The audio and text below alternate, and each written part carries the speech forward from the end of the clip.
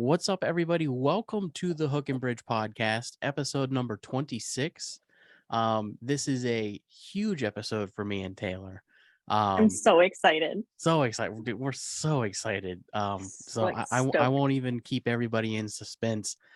We have Todd Pipes from the incredible band Deep Blue Something on the show today. So everybody, thank you and welcome Todd Pipes to the show. How are you doing, Todd?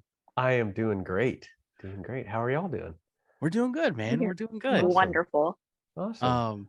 So Taylor, Yes. we've been talking a little bit here. Actually, you know what? Before we even get into the interview stuff, I have some music news that I want to cover because we did just have a horrible death today, and it would be very unheard of for us to not acknowledge that Jerry Lewis passed today. Great Balls of Fire. Big loss for music, man. The last remaining member from, I think it was the 1985 Rock and Roll Hall of Fame introduction. So big loss there. Are you familiar, Todd, with Corey Feldman? Oh yeah. So Corey Feldman appeared on the show The Talk and performed with Jerry O'Connell. I do have that pulled up here. As somebody that is a musician yourself and a singer, I would very much be interested in getting your take on this, if you don't mind. I think I may have stumbled on this clip earlier today, but yeah. So we won't listen to the whole thing, but I just want to quickly share it and see how you feel about this, and we can talk about it here in a moment. I'll go ahead and turn this volume way down though. We are Corey, and I better come. Some great performance by me. Ooh, there we go. So they're performing the song Stand By Me today. I feel the band is fairly on point. A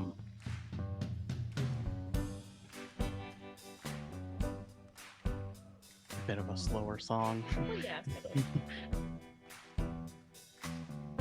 Ooh.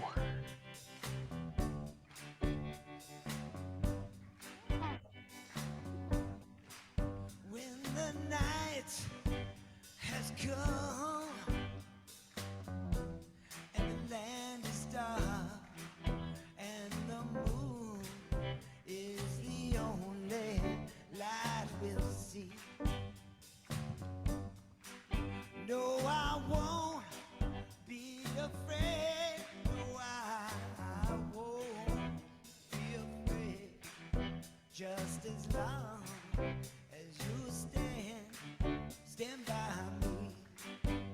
And darling, stand by me. Oh, stand I don't think so. I think he's known as an actor. Stand by me. Stand by me. If the sky that we look upon should tumble down. Yeah, we'll go ahead and stop it there. We're gonna stop it there. So from a professional standpoint, do you feel that he is lacking confidence in his notes? Do you feel like he's holding back? I feel that if he went for some of the notes a little harder, I think he's second guessing himself in what he's singing. Yeah, that's a good way to put it. That's a nice Yeah. way to put it. It could be argued, that he has too much confidence in his singing and maybe should not have done this. But the thing that gets me, because it's a nostalgic thing. They're up there doing it for fun. They were in that movie when they were kids. Fun. The audience was singing. The audience could have carried the song. Mhm. It's the dancing because I saw more of the clip, like later on, he starts doing his Michael Jackson dance, which, okay, I get it. You really love Michael Jackson. Like we've all seen him do that Michael Jackson dance 1,000 times. Mhm.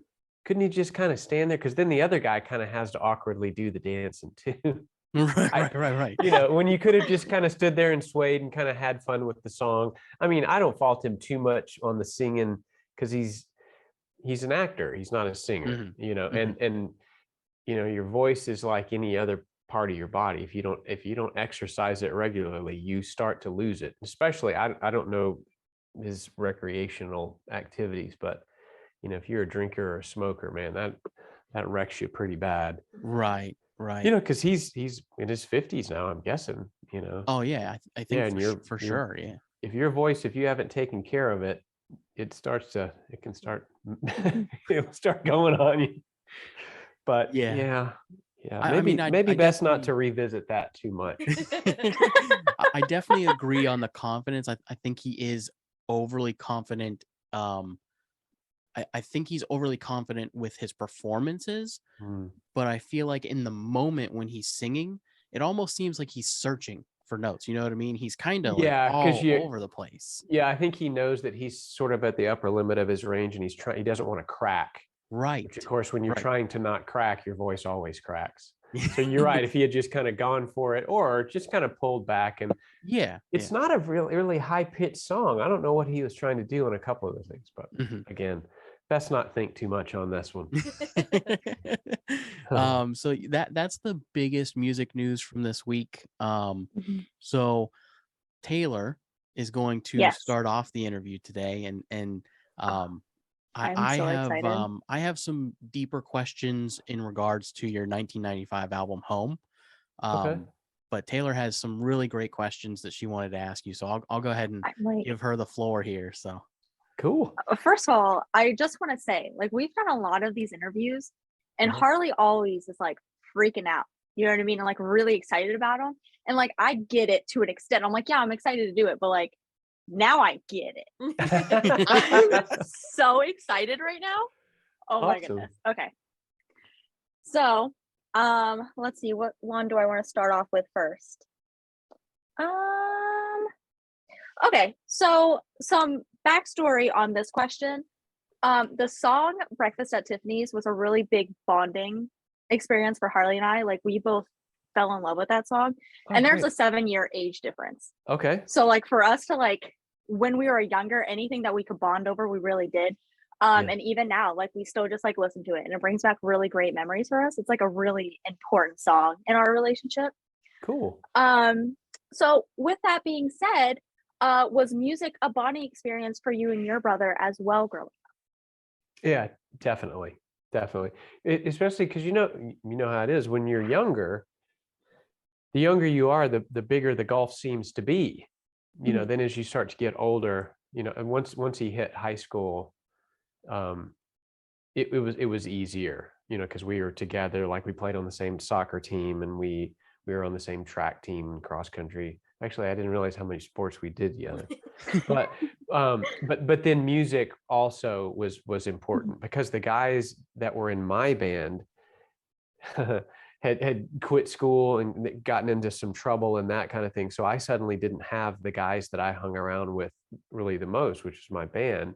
And so when my brother got to high school, he and a couple of his friends had started to mess around. So we started to kind of do some things a little bit together, you know? And so it wasn't just listening to music, but we had already started to kind of tinker around with playing. So I had a friend named Wade, and he would sing, and then Toby's friend Pat played the drums, and we're still friends with those guys. So absolutely, you know, and sometimes it was a rush to see who could get the coolest record first, you know. So I have to give him credit. He bought the Jesus and Mary Chain's album Psycho Candy before I did, so he can claim dibs to that. Although I was the first kid in our whole town that had bought the Smiths, and the guy at the record store told me that because I had to special order it.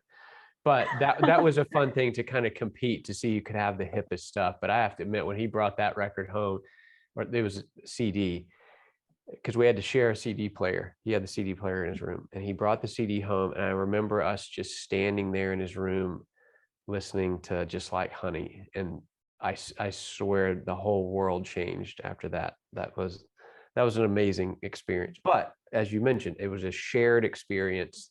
Yeah, it's awesome. Awesome. So was music really big in your house then? Like, did you guys grow up around a lot of music and music players? Yes. So our parents were vocalists, singers. They actually got through college on vocal scholarships. So Oh, in wow. our mind, Oh. that's what you call a legit singer, like they're the real thing, you know. But what's funny about both of them too is that even though they were on vocal scholarships, neither one of them were music majors. So it was something that was something that you did, but it's probably not something that you want to do professionally. And they were both very, very hesitant about that kind of thing. But with our extended family, because all our cousins and everything, everybody was like kind of, I would say fairly hyper church going, you know? And so because of the church thing, there's tons of music, like everybody sang and all the time. And so in that kind of Southern church, you know, gospel stuff, plus everybody was classic, you know, my aunts and uncles were kind of more classically trained too, like my parents were. So they're, you know what I'm saying? Like it was some pretty serious music discussion. You didn't come stumbling in there with something silly, but it was definitely a musical household, and our extended family was very, very, very musical. It was just part of the fabric of everybody's existence. So, and the gospel stuff, I have to admit, really is pretty fun. You know, the real old kind of Southern gospel stuff. It's pretty fun looking back on it. I hated it then, but it's kind of fun. So with your parents being vocalists, did they teach you how to sing? They would mention things from time to time, like if we were goofing around singing, you know, just kind of singing out loud, because they always did. They were always in the kitchen kind of singing this or that or listening. And so we would kind of not mock them, but, you know, kind of imitate them and stuff. And so we would sing, and they would always stop and go, okay, don't do that. You'll throw your voice out. Or we always made fun of opera singers, because my parents did not like opera singers. They thought it was too much affectation. They're like, you don't, that's not how you, you're like, that's not how you sing. They're trying to do that, you know. And they also hated it when a singer would do the vibrato with their mouth, like, whoa. They're like, see that's nonsense. That all that stuff they're doing, that's an affectation. So don't do that. I was like, oh, they're like, you should sing in your normal voice. It should sound like you're talking, but you're singing notes. And I was like, oh, that's kind of fascinating, you know.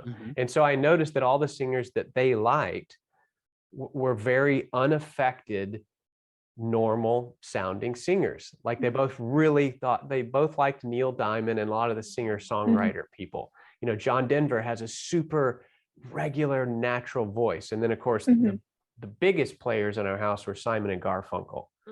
And those two guys, when you hear them speak, you're like, that's what my parents are talking about. That is their normal voice. They're not trying to sound like anybody else. All they're trying to do is blend their voices together and listen to how nice that sounds. So there's little moments that you pick up on that you go, okay. And then and my dad, I remember saying, if you sing correctly and you know your range, you can sing all day, every day, even when you're sick. You'll never have a bad time. You'll never mess up. And I always remember that. That's why all of our songs are pitched in a way that is very comfortable to sing, so that you don't run into those moments now that we're in our advanced age to where you can't sing the songs, right? We still sing all of our songs in normal tuning and all that stuff because we kept the range down. So, yeah, little moments. That is fascinating. I have never heard it put that way. Yeah. Or just like having a regular just voice, just letting it naturally go. That's great. Yeah. Oh my gosh. Okay. Let's see. What is this one's very interesting to me. So I read that you got fired as a teacher for being I was allowed to leave. I had to make a choice because I had just finished graduate school, and I finished graduate school a semester ahead of the other guys. They were undergraduates, but I was like a semester ahead.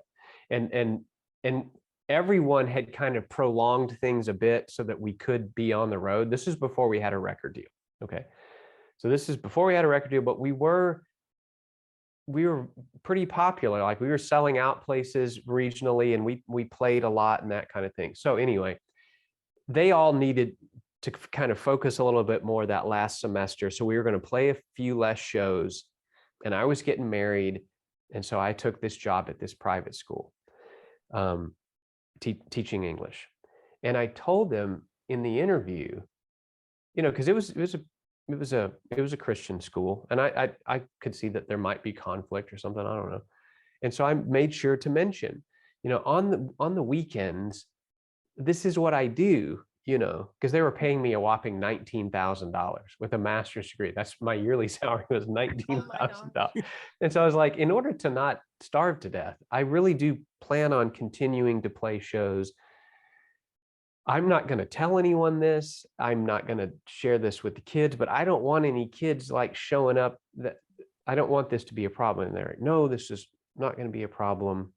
Well, during the course of that semester, Breakfast at Tiffany's had found its way onto local radio. And so a couple of kids came in the second day of school and were like, is this you? Because we were on this compilation record. And they like, we recognized your name. And I was like, yes, that's me, but don't tell. And they're like, oh, cool. We knew. So they didn't tell anyone, but the kids had gone home and they had asked for this CD for Christmas. And so a lot of kids Christmas morning opened it up and was like, this is my English teacher. Now, most of the parents were like, that's really interesting. But some of them were like, no, it's not your English teacher. This is a Christian school. And which always confused me. It's like, well, why did you buy the CD if it was going to be a problem? Right. But I think it was more the people that were not a part of it that were just kind of wanting to cause trouble. Mm-hmm. So they called me into the office and asked this and that. And I said, look, I can certainly appreciate the situation you're in. It is a private school. You have every right to do whatever. I said, and I was talking to the principal and the headmaster. And I asked the principal, I said, remember, I asked you about this in my interview though.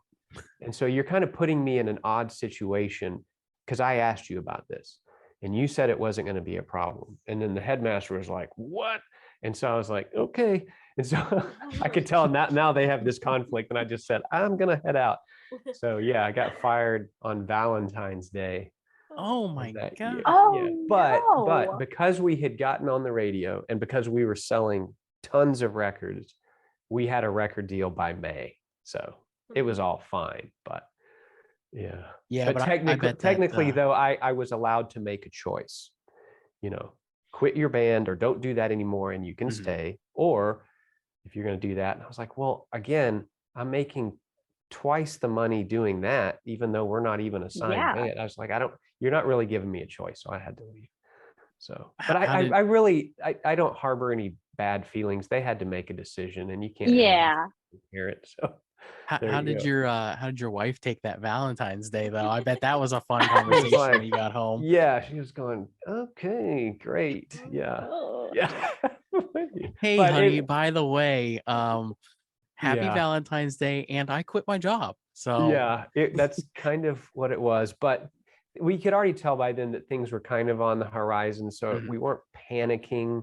Yeah. But we still didn't know. It still was not a sure thing, but it ended up being fine. Taylor, could you imagine going into school and being like, hey, am I listening to your song? Yeah. I mean, I would lose my mind. I would lose my mind. That's crazy. Yeah. Yeah. Well, it's still kind of a funny thing, even with the classes that I teach right now. But they all know it like ahead of time, like it's just part of the thing, Yeah. But it's still, every once in a while somebody will walk in with it playing on their phone and I'm like, guys, I promise this one's been done before. I got it. No, it's kind of like.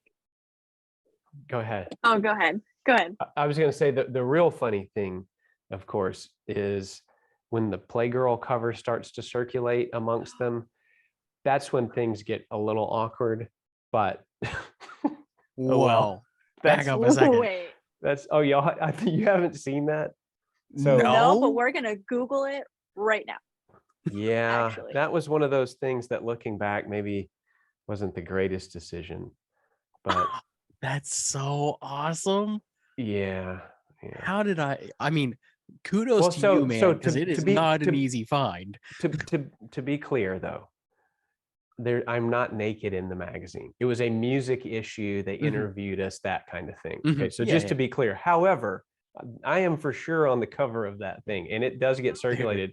Like among my son's friends, like if I call them, if I even call my son, that's the picture that comes up. All of them have done this. So you never get to you never get to live these things down, you see. So yeah, everything has a way of catching up with you, but there you go. Now, Harley, did you Google it? No, I didn't. I'll do it after the show. Thank you. Yeah, you don't need to put it up on the screen while I'm sitting here. We need to show everybody. Oh, that's so funny. No, I was gonna say it's I don't know, when professors do things like being musicians, it's kind of like isn't Matthew McConaughey a professor? He is in Texas. Yeah, at like, UT. That's actually where my daughter goes. Yeah, he teaches a film class. And you know what's really funny now that I'm thinking about it? Toby at University of North Texas took like a history of rock and roll class, and the professor was the keyboard player for the Kingsmen, you know, Louie. Oh yeah. Yeah, and he was like, dude, are you the guy from so I guess, you know, it happens from time crazy. to time. So I'm going to the wrong college. Agreed. I am in the wrong state. That's so crazy to me to walk in and be like, this is your professor. I'm like, there's no way. What do you mean? This is my professor. Oh man. There you go. My gosh. That's so I don't even know what to follow that up with. That's crazy. Oh, let's see. Oh, okay. All right. Here's a good one. All right. So you and your brother have been making music for a very long time. So has this put any strain on your relationship at all, working so closely? No, not really. I mean, the only thing, the closest thing I could think to that would be like from time to time, you know, if we're having like a minor argument, okay. Well, if one of the other guys would just say, hey, I agree with him, well, then the argument would be over. But instead they just sit there. And so something that is really minuscule can really escalate. Yeah. When one of us would easily concede if anyone else would just pipe up for a second. But so I know they do that sometimes on purpose, but there have been many times that we will just realize what is happening, and then we'll just turn and yell at the other guys for not ending this. But that's really the only thing, you know. Okay, so just normal like sibling bickering. Yeah, that but, would happen. Even more just the normal little bickering that you do within a band anyway. Oh yeah. You know what I'm saying? Yeah. It's just where you're slightly less polite. Like I've got no problem with going, dude, you are way too loud on stage. You got to turn down. Whereas with, you know, Kirk, who's always by me, I might say, hey, can you turn down? You know what I'm saying? It's just the approach is slightly more more blunt. How's that? That's I love it. Oh, that's great. Harley, could you about these questions earlier? Oh yeah. Oh, that was sibling bickering right there. Harley had to tell me that I needed to reword all of my questions. Oh, okay. And they were just all terrible. Well, they seem good so far. So how's that? Well, I told you I'm doing a great job. Well, I think that covers all of. Oh no, my last good question. All right. What song are you most proud of? Like throughout your whole career, like one song that you just love.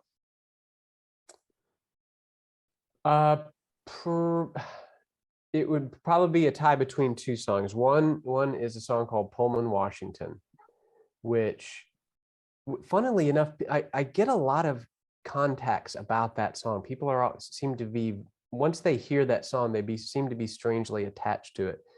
And then like last week, I got 2 separate emails from people who live in Pullman, Washington, just saying, what is this? What's this about? Like, why is it called this?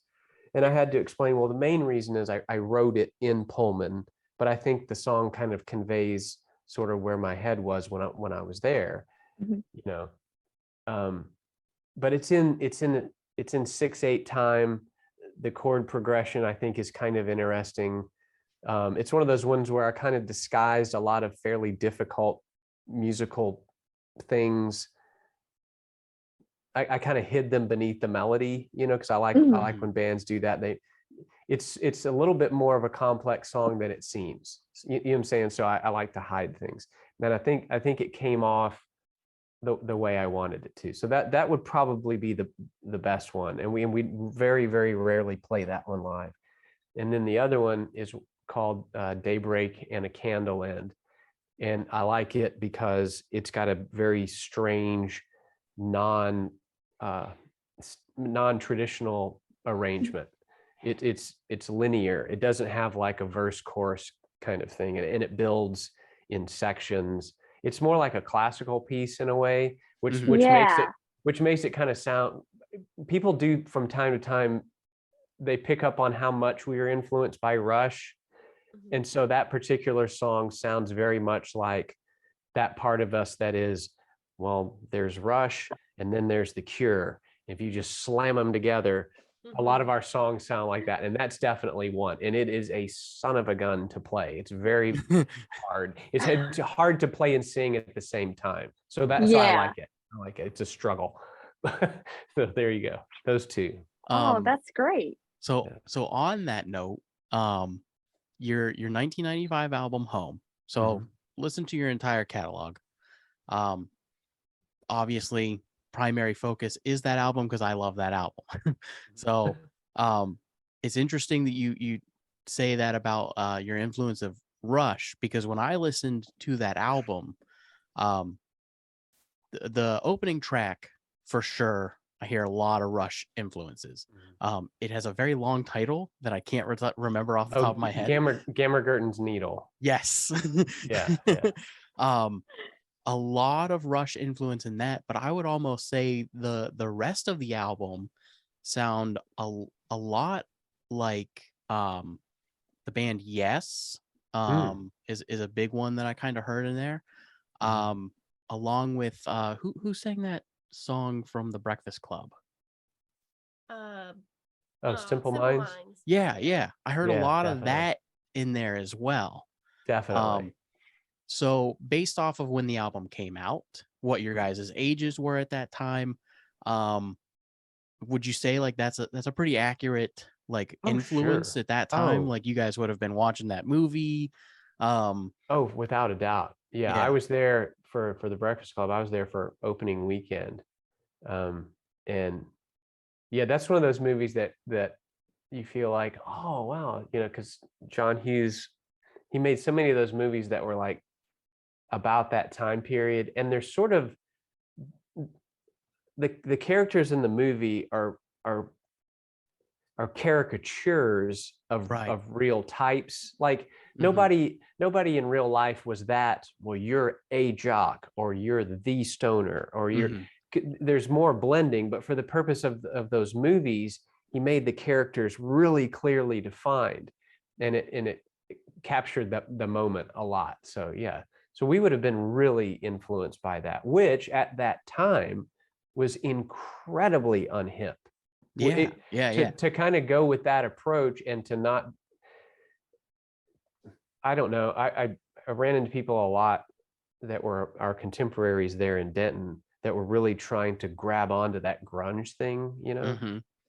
And I just kept thinking, man, by the time we get anywhere, grunge is going to be over. So we shouldn't change. If anything, we should be more who we are and go against the grain as much as possible. And without overthinking it too much, I really do feel like that's why we took off so much and why we had such massive crowds, because we didn't sound like the local Pearl Jam band. Right. There were Yeah. 10 of those. Well, we didn't sound like anything like that. So why would you go see 10 versions of Pearl Jam when we sound like ourselves? So at least it's something different. Even if you don't like it, at least it's original, or sort of.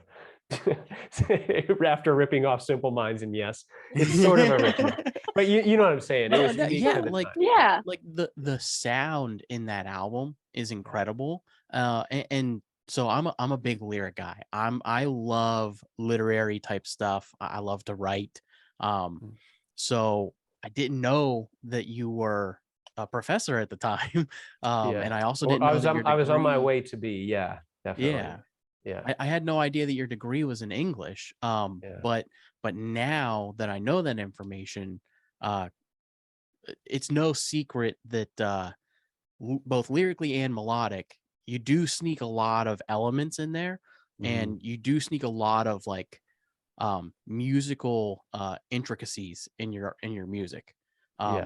Like for example, the song Breakfast at Tiffany's. No lyrics in that song rhyme. Which I had always wondered why, but then when I started researching you, I found that answer. So when I think about that album, I think about that period of being in graduate school and thinking, oh, I want to try some of this. And Breakfast at Tiffany's, I was really at the time focusing a lot of attention on prose poetry, which of course doesn't rhyme at all. And I was like, well, can you get away with this? I'm at least going to try, because that's one of the really fun things about when you're first starting out. And it's not quite cockiness, but you don't know that you shouldn't try silly things, and you don't think of it as being presumptuous. I just wanted to see if I could do it. I wasn't trying to prove a point. I just wanted to see.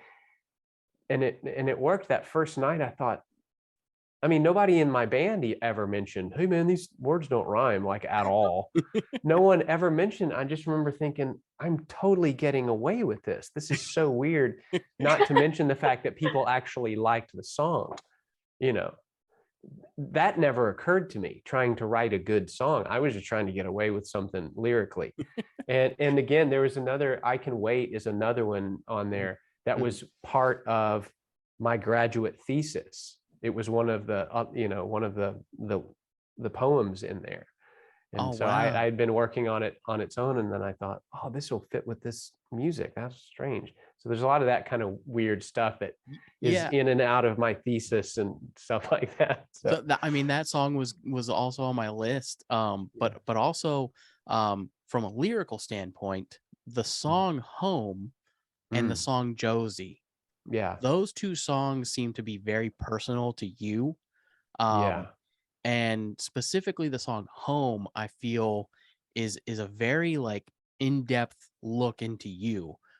So what can you kind of tell us about the lyrical side of that song? What you're comfortable with sharing as far as like the message that you're portraying, I feel is pretty obvious, but what does it mean to you specifically? It's really weird how that song has changed over the years. I mean, the words are the same, but the meaning is totally different now.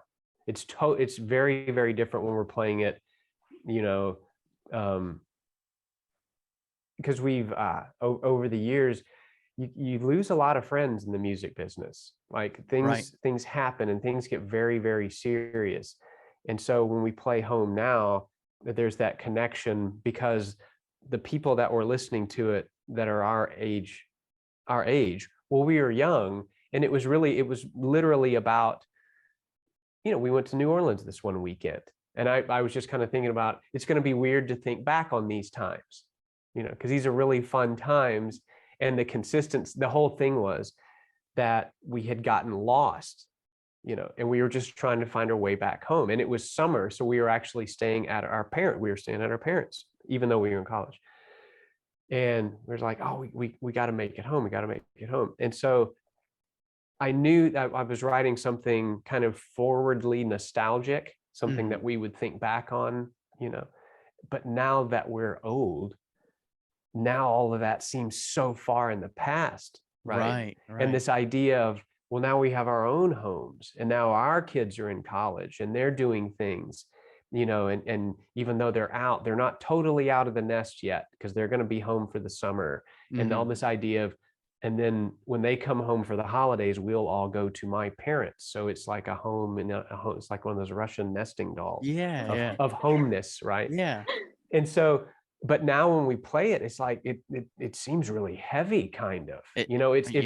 It's sort of uplifting, but it's just different. It's very, very different. But yeah, the words are all the same. It's just we've changed on the outside of it, Well, and that's kind of how I took it, was like this song about like a longing for like you said, the nostalgia of like we own a home together now. This is my wonderful wife, Lindsay, by the way. Hello. How are you? But we own a home together. And when I heard the song today, because today I was really analyzing it, and when I really analyzed it, I got very emotional with it. I was like, wow, this is really intense. Like, it brings up a lot of that, like, gosh, I really do sometimes miss, I sometimes you want to go home, Yeah. Right. So yeah, it's a very beautiful composition too. Yeah. The idea of it, I don't know. One thing that I like having this much time, because I can have some distance and say, I like how that song came about, which was, I mean, I really wrote the words quickly. And so that to me means, well, I didn't overthink it. I wasn't trying to say anything, but what I said was incredibly honest, sort of thing, which a lot of times I'm not. A lot of times I'll create a character, and then the character does the stuff in the song. Like Breakfast at Tiffany's, for instance. I never had anything. That's totally made up. Everybody in that song is totally made up. In lots of our songs, it's that way. But every once in a while, you accidentally kind of say something that's really straightforward and honest. And Home is one of those songs. Yeah. So and now that I'm thinking about it, though, Pullman, Washington is very similar to that, in that it's so specific, right, to what I was doing at the time and all that kind of stuff. So, yeah. So the last part of the actual interview itself, we ask every one of our guests this question. The show is called the Hook and Bridge Podcast for a reason. I am considered the hook of the show. I am the entertainment, the thing that brings people back, the kind of funny guy. Taylor is the bridge of the show. She's like the structure and kind of keeps us all on the same page, but adding something different to the show. And then my wonderful wife, Lindsay, is the and symbol in the center. She's the executive producer and is responsible for these wonderful game ideas behind me. So what we ask is, when you're developing music, what's more important to you in your process, creating the hook or the bridge? Which one is more important to you? Ooh, that's a fascinating question.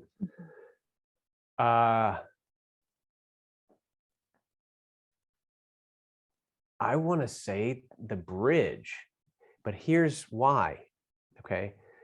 I've noticed that with new music, they don't have a bridge in the songs anymore. In fact, they don't even really have a clearly identifiable verse and chorus. It just sort of is the same music, and it gets louder. Yes. And then it goes down, and then it gets loud, and that's the end. Because I always ask my son, like, well, where was the chorus, and what the heck? Why don't people do bridges anymore? And he really thought, he was like, I gotta say, I have to admit, you're right. No one, it's like they don't take the time to say, okay, we've done this a few times. We need this totally separate section to take us somewhere else. Whether it's a guitar solo, that used to be kind of the standard. It used to be verse, chorus, maybe play the chorus, but no singing. Here's a guitar solo. That's still a bridge. It's still interesting. You're doing something different, or you do something, rhythmically different. And then you come back and a couple of choruses and you're done. But you always have to have the middle eight. The Who was great at middle eights. Yeah. Yeah. So yeah, I'm going to say the bridge, because it's becoming a rarity, a good solid bridge. You got to have that. There you go, Taylor. That was a great answer. All right. She doesn't get many points, so she's very excited. I don't. Nice. Everyone's like the hook. It's so easy to write. We love writing the hook. And I'm like, okay, that's fine. Yeah. Also a little fun fact, my wife is also a teacher. She teaches first grade. Okay. So we were super excited about that when you popped on there. Nice, But nice. without further ado, this is the thing that will separate this show from any show that you're ever on. This is what keeps our guests coming back for more.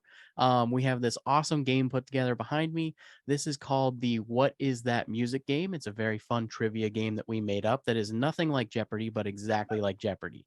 Okay. Nothing like Jeopardy. Completely original. Okay. So usually Lindsay comes up with these questions, but today I came up with all of the questions. Taylor and Lindsay are going to be on a team, and then you, sir, are going to be on your own team.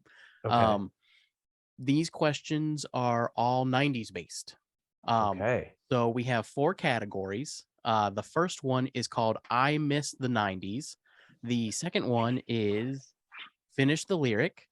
And Okay. the third one is Name 3 songs, which is like the classic meme of you got to be able to name 3 songs by a band or else you're not a fan. Right. You're a Yes. fake fan. Got it. And then the last one is a category called Breakfast at Tiffany's. Oh my. This is a this is a category all about the actress Audrey Hepburn. Okay. All right. All right. So since you are our guest, you get to pick first. Which category would you like? And it is 10 points through 40 points because we know it's a little hard to see on the screen. What was the second category? That is Finish the Lyric. Finish the lyrics. Okay, let's do that for 10. 10? Yeah. All right. A scrub is a guy who thinks he's blank. Fly. Oh I- man. There you go. Is 10 that right? points. Yeah. That's Oh, right. okay. And you know what? I don't know the answers to these very often. Like, I just want you to know that. So the fact that like I knew that might Okay. hurt a little Yay. that you didn't pass. All right. All It's right. okay. All right. So it is still your turn, sir. Let's do name 3 songs for 20. I'm gonna regret this, I bet. Name 3 songs by Alanis Morissette. Oh. Hand in My Pocket. Thank You, London. And You Ought to Know. There you go. 20 points to you. God. And it is still your board. Let's keep on this one. Let's do that for 30. 30. Yeah. Name 3 songs by Matchbox 20. I think all I know is 3 a.m. Yeah. I think that's the only one I know. Oh, Taylor, do you want to steal? Oh, do we get to steal? We do. Hey, Mimi. Oh, am I allowed to say 3 a.m.? Yeah. That's, I Since mean, you it's already still a said song. it, can I also say 3 a.m.? Yeah. Is that still like Mhm. okay? 3 a.m. Unwell, and I want to think of a not mainstream one. I just forgot all Matchbox 20 songs. Oh no. Bent.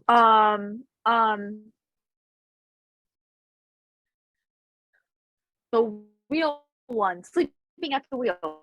There you go. Is Sleeping at the that what Wheel. it's called? Oh, we're so laggy. Turn your- No, it's not what it's called. No. What is? Oh, did they Maggie? That's okay. It'll come back in just a moment. Oh, Gotta love oh. internet. I think you should call out your internet provider, like on this podcast. Tell them to do better. I think we need much more time for that one. But we're back, so we're good. But yes, We're you back, are okay. correct. So that makes it your Yes. guys' board. Which category do you want? You want me to choose, Lindsay? Sure.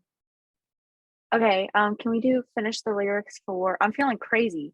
Should we do 40? I feel like Lindsay and I should talk about it first. Oh, okay. Um, Picking the wrong category, buddy. that's the Oh, wrong please category. This is why I play the game. Not him. Yeah. I'm a terrible guest host, game show host. All right, Taylor. Oh, Finish the lyric. Ooh, baby, it's making me crazy every time I blank. I can sing it for you if you'd like. Can you sing it for me? Yes. Ooh, baby, it's making me crazy. It's making me crazy every time I. Look around. There you go. How bizarre. Ah, How much was that? that's good. I had no that idea. was 40. 40. So we're up to 30. Nice. Still your board. Should we do another finish the lyric? Sure. Let's do it for what do we got? 30 20 and and 30. Let's do it for 20 20. because I obviously didn't know 40. So That one was hard. I wouldn't have got it if you That- wouldn't have sang it. That was a good one. Cause you know where I'll be found. But what's the Blank, blank, blank, blank. why is there 4? Cause you know where I'll be found. I know it. You know it? Oh, Should we Todd for the Oh. steal. Todd for the steal? I don't know it. Say the line one more time. I got to make sure I got it. Cause you know where I'll be found. When I come around. Oh, Come on, Green Day. Oh, I'm so mad. what, 20? 20. Yep. Okay. You are up, sir. Let's do I missed the 90s or whatever the first category is for 20. 20. Creep, Paranoid Android, and Fake Plastic Trees were all hits of what band? Radiohead. There you go. You guys for what, 20? That is 20. We are tied. All Still- right. I gotta start doing like my research or something. I mean, in your defense, you were born in 2001, so This is true. yeah. All right, let's just keep going on that one for a 30. all right. 30. Which band thought they were pretty fly for a white guy? Hmm. Isn't that Offspring? It sure is. Yeah. No, He's gonna crush this category. he is I don't gonna know. crush this category. 100. All right, let's go with 40. All right. All right. Who held the #1 spot in the UK charts for 16 weeks with the song Everything I Do It For You?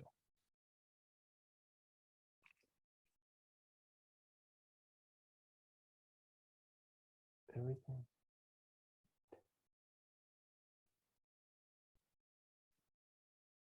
Is that Bryan Adams? It sure is, Brian. Oh, is Oh it? my- Okay. Okay. Ah, I was- knew that one. I was picturing it, but it didn't seem right. Okay. I thought it was one of those Take That, one of those English boy bands. Okay, cool. Well, then let's go for 10. We'll go ahead and clear this one out. All right. Here you go. Smells Like Teen Spirit was a hit from which grunge band? Oh, no.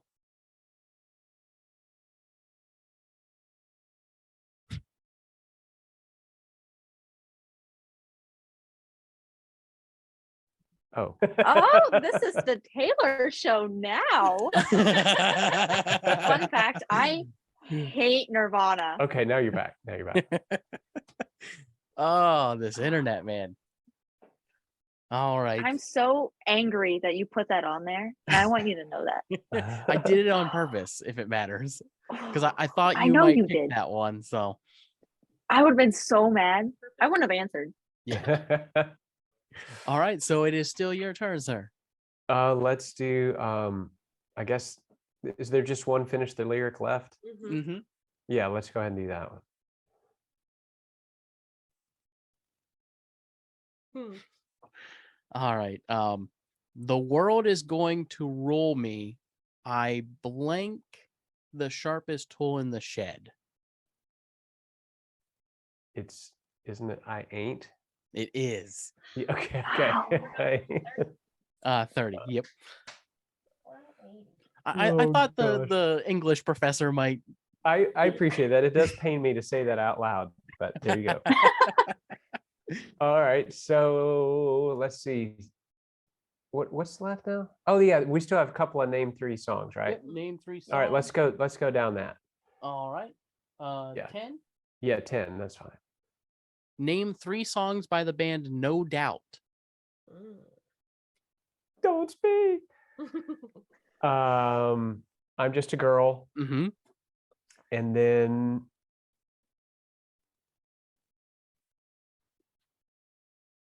oh gosh, hold on.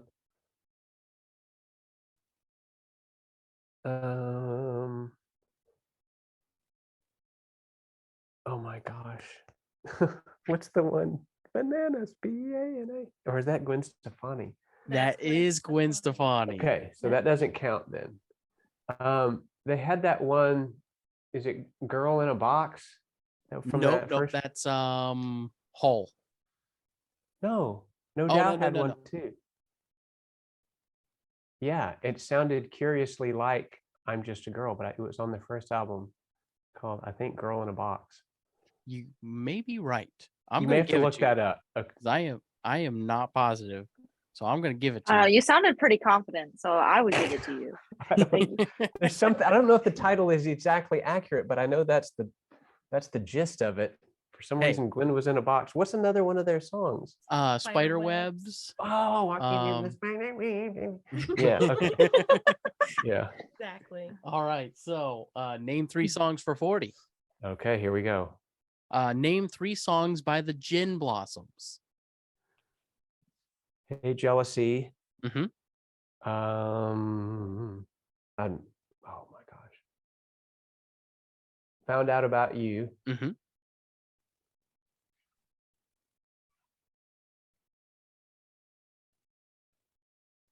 I don't know if I know it. I don't know. I'm out. I know these 2 don't know it. I only I don't even know those who that two. is. So I will say when I was looking into this, I thought for sure somebody would say Headlights, which is a Wallflower song. Right. Because Right. I also thought that was by them, and no, I knew have, that was the wallflower. yeah, I had to find that out today. Yep, 190. But it is still your category, sir, and we got this great category all about breakfast at Tiffany's. All right, let's start with 10, I guess. Okay. Now this I only comes know with, one fact about this woman. This comes with an interesting question, and I'll ask it once we get there. But who was born Audrey Kathleen Rustin and changed her name in 1948? Is that not Audrey Hepburn? It is Audrey Hepburn. Okay. So I know the inspiration was her for the song. Uh-huh. Was it a boyish crush that you had on her? What was? Oh her no, no, performance? no, not at all. It was just I just thought that phrase sounded cool. Oh, It's just a cool sounding title. Yeah. Oh, Because okay. that was one of those Oh. things that the soundtrack, because Henry Mancini did the soundtrack, Mhm. and my parents listened to a lot of Mancini. He did what was that other one? Haktari, or I don't think that's the name of it. Anyway, he did a lot of soundtracks, and we had that album. And so, that cover with the blue across the top said Breakfast Tiffany's, and Audrey Hepburn sitting there. I had seen that 10,000 times before I ever saw the movie. And so I had that phrase in my head forever.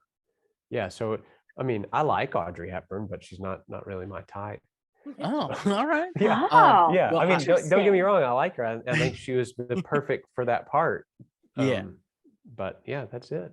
I will say the internet has a fact wrong, just so we're all aware. So one of these may be incorrect, Oh, okay. but that's okay. We'll see. Let's go down the category. We'll do number 20. Audrey Hepburn was a member of the EGOT Club. What does EGOT stand for? EGOT. I have no earthly idea. Oh, wow. All right. That's surprising to me. EGOT, the EGOT Club. I would assume it's something with movies, right? It's No. it's a lot of things. Very few performers have achieved this. Oh, No? can I take No. like a guess? Sure. Like it has. I know it's not right. I'm gonna say like environmental girls of No. something. It is the Emmy, Grammy, Oscar, Tony Club. I was gonna say it was Oh. Grammy something. Yep. Okay. Ah, Oh, I was That's way right. off. So we'll go on down to number 30, and I believe this is the one that is wrong. The internet says this song was inspired by the actress Audrey Hepburn's performance in the film Roman Holiday.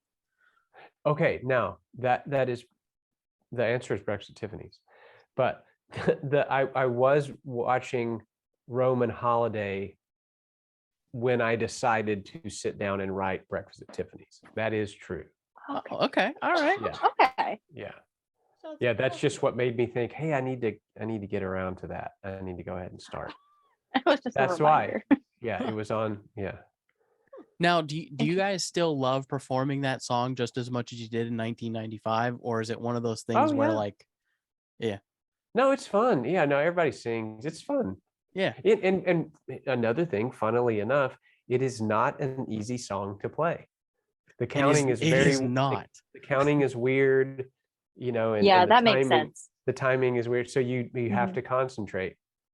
After playing it 10 billion times, you still have to concentrate. Whereas other ones, man, I can play, I'm not thinking about it, but you got to think about that one. So I have been a musician for what 15 years now, close to it. Yeah.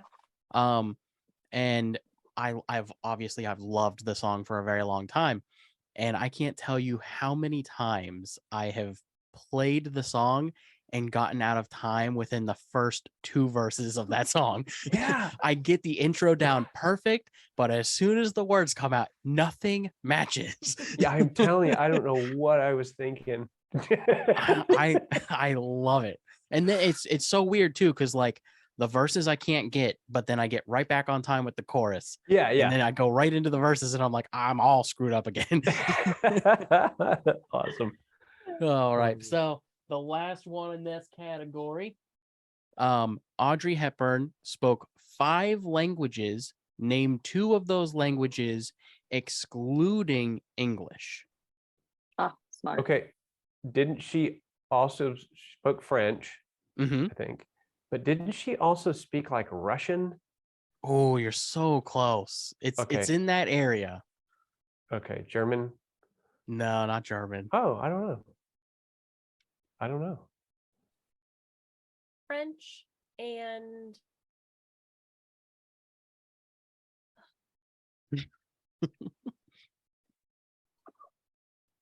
Czech. Again, very close, but no. So she actually spoke Spanish, French, Dutch, and Italian. Okay, Dutch. Okay. Interesting. Yeah. Isn't that crazy? I was gonna What guess like what French and Italian. talented, yeah, what a Yeah. talented lady. Yeah. Mhm. Awesome. So this last one is our final Jeopardy. Not Jeopardy. Not Final. Jeopardy. Oh, Final. not Jeopardy. It's What is nothing that like music Jeopardy. game question? Right now, Todd, you have 230 points. Okay. And Lindsay and Taylor have 70. So it's a close Nice. race. All right. Yeah. So this last one, I'm just going to make worth 200 points. Okay. Oh, so we'll be in the negatives. So Toy Story was the 3rd largest grossing film in 1995. What classic Randy Newman song won an award from this film? Now, I got hold it. on. Nobody answer. Okay. Todd, you go first. Isn't it You've Got a Friend in Me? All right, Taylor and Lindsay. Same. Same. You got a friend in me. It looks like Yeah. Todd, you are the winner of today's show, sir. All right. 430 points, man. Wow. That's Nice. that's I insane. think that's the most anyone has got on the show before. I believe so. It I is. believe so. All right. Yay for you. Very, very Wow. nice. So this is kind of where we get close to the end of the show here, man. It's been an insane pleasure to have you on the show. I can't Oh, tell you how awesome. much Such this a has meant to great us. pleasure. Well, thank you for having me on. It's fun. Is there anything you guys have going on as far as Deep Blue something that you want to talk about? Any upcoming shows or anything in the works? You know what? We have an upcoming show. We're actually we're playing in Huntsville, which is where Toby and I grew up. It's also where I went to school. I got my undergraduate degree at Sam Houston State. And we're doing a benefit concert for a friend of ours who has a very rare form of cancer. And so we're doing this show for him. So if anybody happens to be interested, they want to donate a little to that cause, that would be awesome. Because there's like one of those, it's kind of like GoFundMe, but more medically oriented. Yeah. I forget what it's called. But anyway, if anybody's interested in that and they want to just get on our Facebook page, you can find it. But I don't know. It's going to be a really good reason for us to go back down there and play, because he's a good friend of ours. Yeah. So, And there you go, we will link that too in the description in Okay. all of the places that this goes. So if you do want to donate to that, just click down at the bottom and you'll see it on there. And feel free, if you don't find it for some reason, you can always message us and we'll get you that link as well. Yeah. Anything else going on? Any secret stuff in the works? I think until the end of the year, I think we're kind of chilling. So I don't know. I never know what's happening in the spring. But, of course, now that I say that, the phone will ring tomorrow and we'll have something. But I don't know. So we'll see. Well, I mean, if you ever need a break and you're on the East Coast, man, you're more than welcome to come over here and hang out with us. So where are you based out of? So we're in Virginia and Taylor is in Ohio. We're from Ohio, but we moved to Virginia. So we're out here on the water if you ever need a change of scenery. Okay. Or you can come to Snow. I mean, Ohio is great. Okay, what part of Ohio? Very well, we are originally from like Wellsville, East Liverpool area. And right now I live in Hiram. I actually go to Hiram College. Okay. Awesome. Yeah. Very cool. Our neighbors are from Ohio. So. Oh, nice. Oh, and their awesome. daughter, she just graduated from Ohio State. She played lacrosse. Oh, that's awesome. Oh, that's so cool. 4 hours or so where we're from. So. Yep. Yeah. Cool. Awesome. Okay. Well, there you go. Ooh, my battery's about to die. I better fail. All right, man. Well, again, thank you so much for coming on the show. Thank you. It's been awesome. Thanks for having me. Yeah. Have a great evening. And again, thank you. Awesome. See y'all later. See ya. Bye. All right, Taylor, it's time for Promo Polly. Promo Polly. Boo, boo, boo. Okay. Oh, I get nervous every time. I have to start practicing. Right. We got to come up with a character for when I announce the not as fun things. I feel like when I announce to follow stuff, I sound like the you remember when we used to go to Aunt Schlori's Catholic church. Catholic church. Yeah. And there was that guy at the end that would always read like so little quick tangent. I know we're late, but so when we would go to church, Catholic Mass is one of the funnest churches to go to if you ever get a chance. That is an absolute lie. When I went to my class that I went with them, I felt like I went to a cult meeting. So, but they're the most punctual. Like, it doesn't matter what that priest is saying. Anything else? It doesn't matter what that priest is saying. When that hour hits, he closes up that book and he's like, "All right, see ya." And everyone then he gives go like the downstairs bulletin for some juice and and he gives the bulletin at the end. That's how I feel every time. I'm like, every time you all should. right, guys, remember to go on the Instagram and follow me. All right. Anyways, bye, buddy. I hope you find your dad. All right, Promo Polly, let's do it. Okay. Thanks for watching, everybody. If you like this video, go ahead and give it a thumbs up. subscribe, and don't forget to hit that bell notification so you can be notified anytime we post a new video. And I did as it. How was that? always, that was great. And as always, go on and follow the Instagram, please. We put additional content on there that you cannot see anywhere else. Boobies. No, we don't put that on Instagram. OnlyFans. We have a website now. It's really cool. OnlyFans. It's Same not. kind of time. Our website is really cool. It's www.hookandbridgepodcast.com. You can go on there. There's a little microphone button. If you click that, you can leave us a voice message to be listened to on the show, and we'll react and respond on the show. So it kind of gives you another way to engage with us. There's the YouTube, there's the Instagram. We're on every streaming platform. So tell your friends to listen to the show.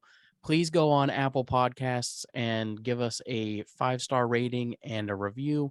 When you do that, it pushes us up in the charts on Apple Podcast, which helps us go in front of more people when they're looking for shows similar to ours. Okay, that's everything. Why don't you just record all that? Have it put at the end every day. Then it's not Yeah. authentic. It's not. It's got to be authentic. You guys hear my chewing? No. Okay. All right. Anyways, that's the show, everybody. Peace.